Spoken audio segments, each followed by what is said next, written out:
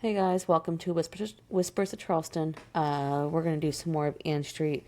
We're gonna do 23 to 31 Ann Street, which would be the Camden and Tower Depots. It was constructed between 1849 and 1850. The architect was Edward C. Jones. This complex of buildings was designed for South Carolina Railroad. The Camden Depot perhaps derived from the Camden branch of the South Carolina Railroad, which opened between Columbia and Camden in 1848. The site included both freight and passenger depots.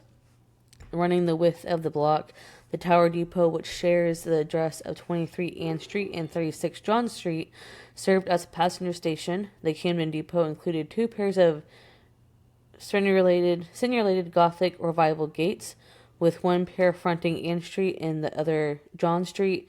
A single-story brick freight depot stretched between them. The one-story brick freight depots were severely damaged by the 1886 earthquake. They were rebuilt in wood and clayed in tin, so that we kind of briefly touched on the earthquake in 1886. I'm probably going to do just a whole episode of all the natural disasters that Charleston had.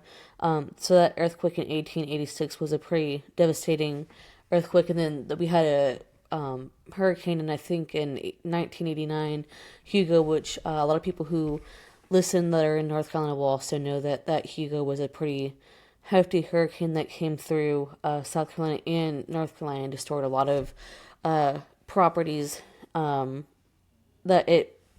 hurricane came through. So at some point, the gates on the John Street end were demolished.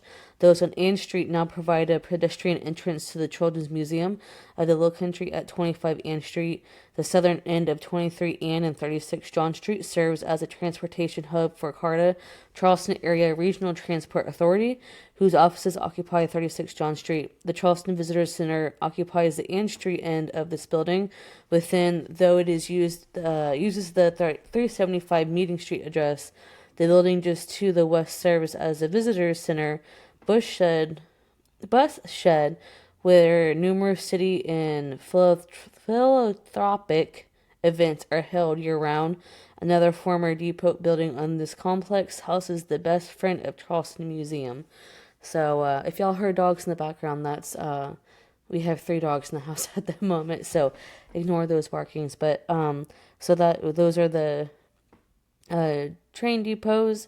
So hope y'all enjoy that. And then we have a few more houses for Ann Street, and then I think we'll be moving on to Anson Street. All right, y'all. Bye.